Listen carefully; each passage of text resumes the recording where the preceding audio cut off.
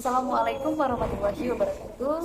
Shalom, Om Swastiastu, Namo Buddhaya, Salam Kebajikan. Ada sebuah kutipan dari Mahatma Gandhi yang bunyinya seperti ini. Bumi memberikan cukup untuk memenuhi kebutuhan setiap manusia, tetapi tidak pernah cukup untuk memenuhi keserakahan setiap manusia. Sesuai dengan kutipan yang saya bacakan tadi, yang membahas tentang sumber daya kekayaan alam, maka sesuai dengan konteks yang akan saya bahas, yaitu tentang geostrategi dalam konteks sumber kekayaan alam. Saya Wanda Fibrianti dengan NIM 92142315, mahasiswi dari jurusan akuntansi Fakultas Ekonomi Universitas Negeri Gorontalo, angkatan tahun 2023. Selanjutnya kita masuk ke dalam pengertian dari geostrategi. Jadi sebenarnya geostrategi itu apa? Geostrategi berasal dari bahasa Yunani dan terbagi menjadi dua elemen kata. Yang pertama ada ge dan strategia. Ge yang berarti bumi, sedangkan strategia yang berarti seni perang atau rencana militer. Jadi dapat disimpulkan, jika kita menggabungkan kedua elemen ini, dapat disimpulkan bahwa geostrategi adalah sebuah disiplin ilmu atau konsep yang berkaitan dengan perencanaan dan tindakan yang melibatkan faktor-faktor geografis dan spesial dalam konteks strategi militer, politik, ekonomi, atau kebijakan internasional. Hal ini mengacu pada cara di mana aspek geografi dan lokasi dapat mempengaruhi keputusan dan tindakan dalam berbagai bidang. Lalu apa hubungan geostrategi dan kekayaan sumber daya alam? Jadi geostrategi dalam konteks kekayaan sumber daya alam merujuk pada hubungan antara lokasi geografis suatu negara atau wilayah dengan potensi sumber daya alam yang dimilikinya. Beberapa poin penting terkait dengan topik ini termasuk dari yang pertama ada kontrol sumber daya alam. Negara-negara yang memiliki sumber daya alam yang berlimpah seperti minyak, gas alam, berharga logam atau sumber daya alam lainnya seringkali memiliki strategi kepentingan dalam menjaga dan mengendalikan akses ke sumber daya tersebut. Yang kedua ada keamanan energi. Minyak dan gas alam sebagai sumber energi utama menjadi fokus penting dalam strategi keamanan energi. Negara-negara yang memiliki cadangan energi yang signifikan dapat menggunakan kendali atas sumber daya ini sebagai alat kekuasaan dan negosiasi dalam hubungan internasional. Yang ketiga ada pengaruh regional. Kekayaan sumber daya alam dapat mempengaruhi kekuatan dan pengaruh suatu negara di tingkat regional. Negara yang menguasai sumber daya alam penting dapat menjadi pemain kunci dalam geopolitik regional. Yang keempat ada konflik dan sumber daya. Kekayaan sumber daya alam seringkali menjadi pemicu potensi konflik internasional. Persinggahan atas sumber daya, terutama jika sumber daya terbatas, dapat memicu ketegangan dan bahkan konflik bersenjata. Selanjutnya ada diplomasi dan kerjasama. Keterlibatan dalam diplomasi dan kerjasama internasional dapat menjadi strategi untuk mengelola sumber daya alam secara efektif dan membangun hubungan yang menguntungkan dengan negara-negara lain. Perlu diingat dalam konteks geostrategi, penting untuk memahami bagaimana kekayaan sumber daya alam suatu wilayah dapat mempengaruhi dinamika politik, ekonomi dan keamanan di tingkat regional maupun di tingkat global. Pasti di sini kita bertanya, lalu apa ya hubungannya hal ini dengan Indonesia? Indonesia itu adalah sebuah negara dan seperti yang kita ketahui bersama bahwa negara Indonesia adalah negara yang memiliki kekayaan sumber daya alam yang berlimpah. Untuk itu kita juga harus tahu bagaimana kira-kira pengelolaan sumber daya alam yang dilakukan di Indonesia. Nah, untuk itu mungkin saya akan menjelaskan sedikit tentang bagaimana tindakan pengelolaan yang dilakukan Indonesia untuk mengelola sumber daya alam yang kita miliki. Jadi pengguna kontrol sumber daya alam yang dilakukan Indonesia seperti Indonesia itu melakukan sejumlah langkah untuk mengendalikan sumber daya alam, termasuk seperti yang kita ketahui bahwa ada undang-undang mineral dan batu bara. Jadi kan Indonesia memiliki undang-undang yang mengatur sektor pertambangan dan energi yang mencakup izin, peraturan lingkungan, dan persyaratan pajak. Selanjutnya ada izin eksploitasi. Perusahaan yang ingin mengelola sumber daya alam di Indonesia harus memperoleh izin eksploitasi dari pemerintah agar hal itu tidak dianggap ilegal. Selanjutnya ada juga pajak dan royalti. Pemerintah itu mengenakan pajak dan royalti atas pengelolaan sumber daya alam yang menyumbang pendapatan negara. Lalu langkah selanjutnya itu ada konservasi lingkungan. Langkah-langkah juga diambil untuk melestarikan lingkungan dan ekosistem yang terkait eksploitasi sumber daya alam. Lalu ada juga pembatasan ekspor. Jadi kadang-kadang pemerintah Indonesia menerapkan pembatasan ekspor untuk mengendalikan pasokan sumber daya alam seperti kelapa sawit dan mineral.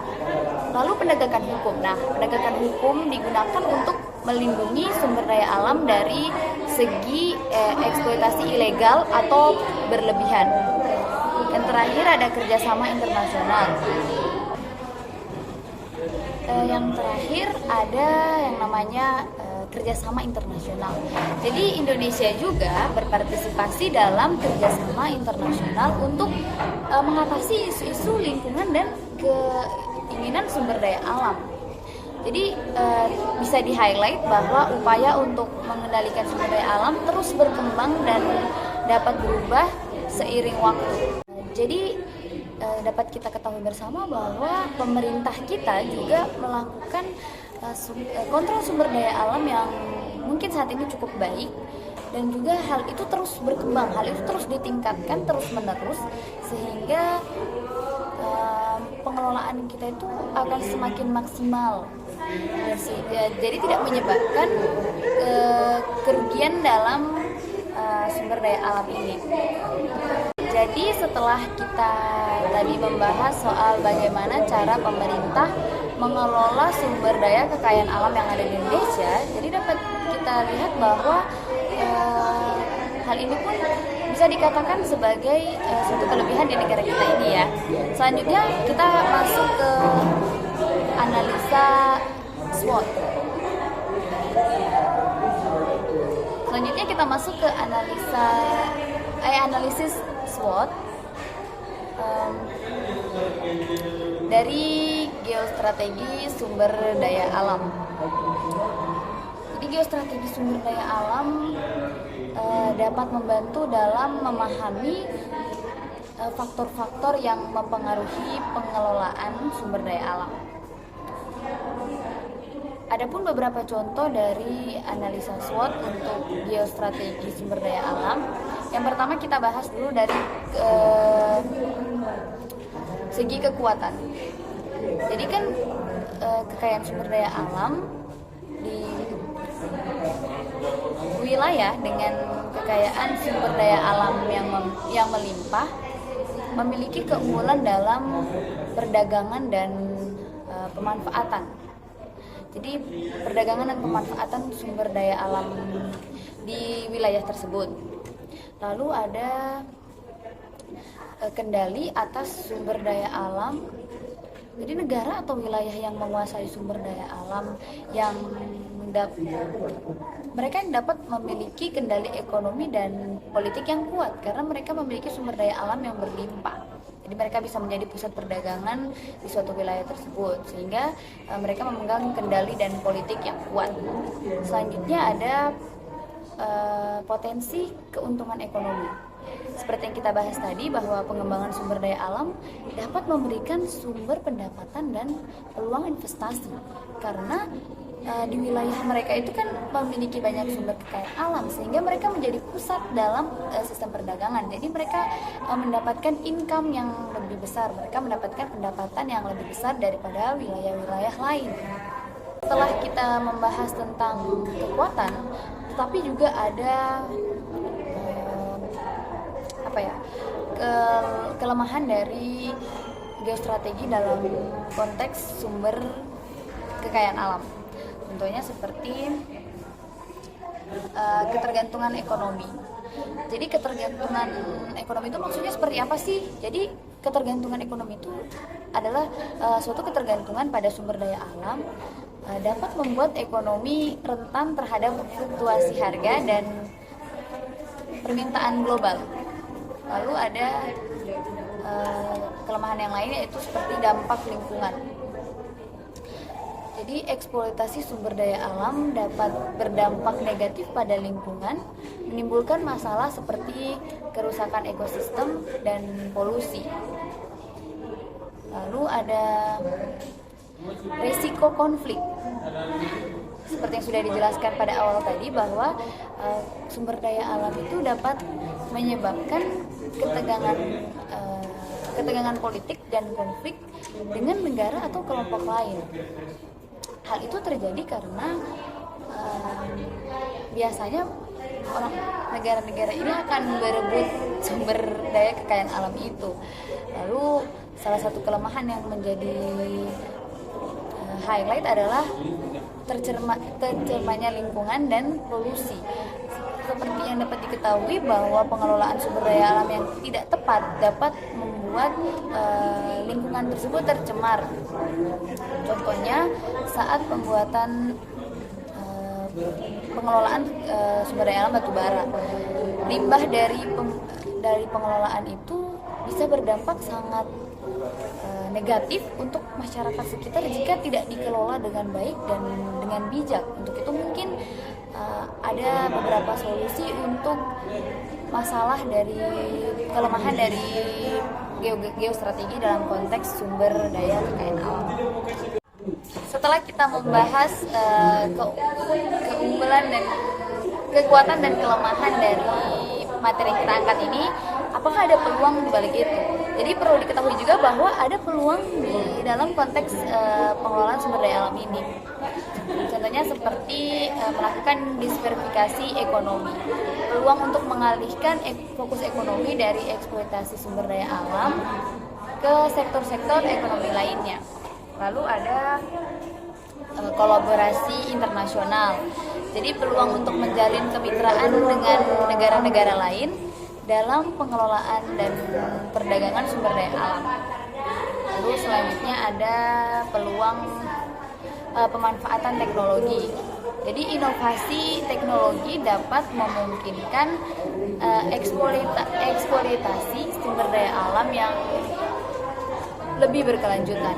Jadi ada ya peluang dari materi yang kita angkat ini. Jadi bukan hanya sekedar kekuatan dan kelemahannya saja, namun ada peluang yang menjanjikan dari geostrategi dalam konteks sumber daya kekayaan alam.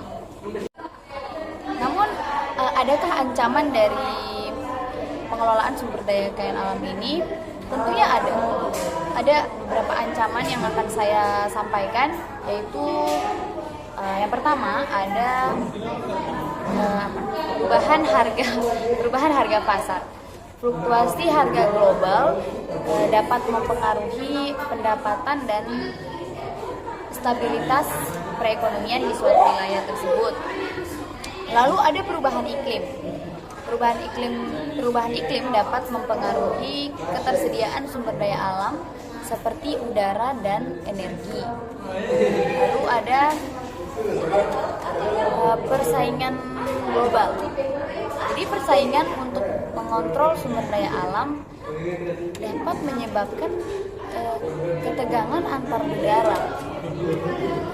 Jadi penting untuk diingat bahwa analisis SWOT harus disesuaikan dengan geografis, jenis sumber daya alam, dan faktor-faktor lain yang unik untuk wilayah atau negara tertentu. sedikit saya bahas kembali tentang perubahan iklim itu. Mengapa perubahan iklim itu bisa terjadi? Seperti yang saya katakan sebelumnya, bahwa kelemahannya adalah adanya pencemaran lingkungan. Jadi kalau lingkungan itu tercemar, maka akan timbul masalah-masalah baru seperti perubahan iklim ini. Contohnya seperti polusi udara dan ketersediaan sumber daya alam yang semakin sedikit karena penggunaannya yang semakin meningkat. Lalu juga masalah tentang persaingan global tadi, hal itu menjadi timbul konflik antar negara karena mereka berlomba-lomba untuk mengontrol sumber daya alam mereka. Jadi begitu. Lalu solusi apa yang dapat ditawarkan untuk mengenai hal ini? Jadi solusi untuk geostrategi dalam konteks sumber kekayaan alam, solusinya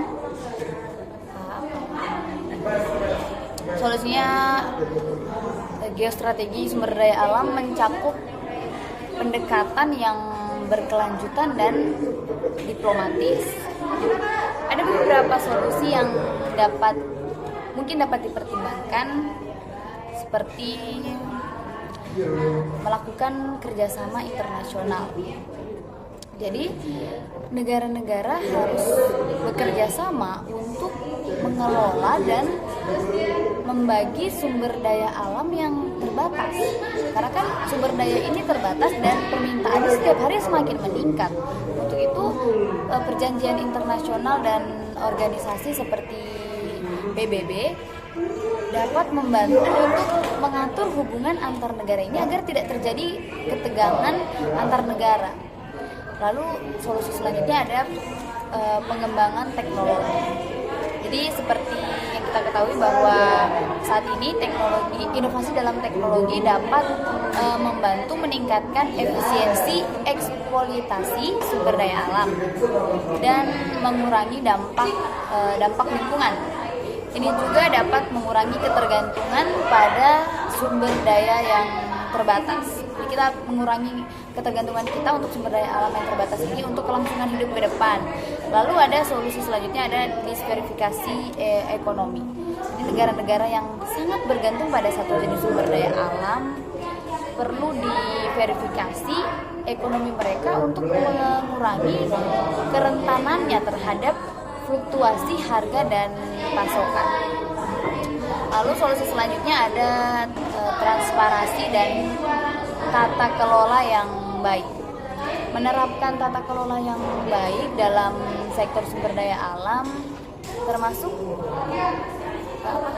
transparansi dalam kontrak dan pengelolaan yang adil. Hal itu dapat menghindari konflik-konflik yang tadi kita sebutkan di sebelumnya. Lalu solusi selanjutnya ada konservasi dan perlindungan lingkungan. Jadi melindungi lingkungan dan mempertimbangkan dampak lingkungan dari eksploitasi sumber daya alam adalah langkah penting untuk menjaga sumber daya ini sampai kepada generasi mendatang. Jadi kita harus lebih bijak dalam menggunakan sumber daya alam. Lalu ada kebijakan nasional yang bijak. Jadi negara-negara harus mengembangkan kebijakan nasional yang bijaksana untuk mengelola sumber daya alam mereka, termasuk dari perencanaan jangka panjang dan pemanfaatan yang berkelanjutan. Solusi selanjutnya ada diplomasi dan negosiasi konflik terkait sumber daya alam seringkali dapat dihindari melalui diplomasi dan negosiasi antar negara. Jadi penting untuk menggabungkan pendekatan ini untuk mencapai solusi yang efektif dalam geostrategi sumber daya alam. Selanjutnya ada isu terkait hukum tentang sumber kekayaan alam.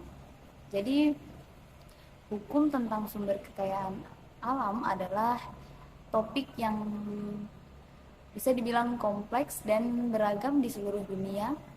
Jadi ada beberapa isu utama yang terkait dengan hukum ini, meliputi yang pertama ada hak kepemilikan dan pengelolaan. Hak dan kepemilikan dan pengelolaan sumber daya alam. Pertanyaan mengenai siapa yang memiliki dan mengelola sumber daya alam, apakah itu pemerintah, masyarakat, atau pihak swasta, seringkali menjadi isu yang kontroversial. Yang kedua ada perlindungan lingkungan. Hukum sumber daya alam juga harus mempertimbangkan upaya perlindungan lingkungan. Pengelolaan sumber daya alam harus memperhatikan dampaknya. Jadi jangan hanya memperhatikan sumber daya alamnya, namun juga harus diperhatikan dampaknya terhadap lingkungan, termasuk masalah seperti deforestasi, polusi, dan perubahan iklim. Lalu selanjutnya ada konflik antara pihak berkepentingan. Jadi perselingan antara berbagai pihak seperti perusahaan, pemerintah, dan komunitas lokal sering menimbulkan konflik mengenai penggunaan sumber daya alam dan juga dan pembagian manfaat dari sumber daya alam tersebut. Lalu ada juga peraturan dan pajak.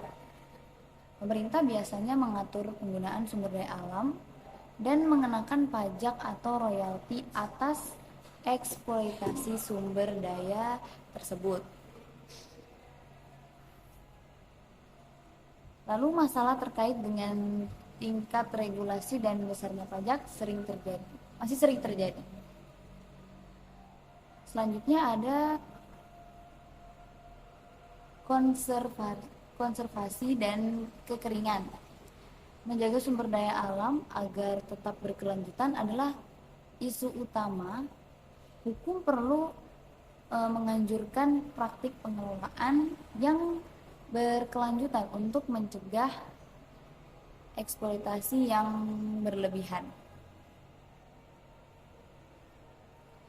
Lalu hukum sumber daya alam dapat sangat bervariasi di setiap negara, dan isu-isu ini juga seringkali memuat hal-hal yang kompleks dalam konteks hukum dan kebijakan. Itulah materi tentang geostrategi dalam konteks sumber daya kekayaan alam. Mohon maaf apabila ada salah-salah kata yang secara sengaja maupun secara tidak sengaja.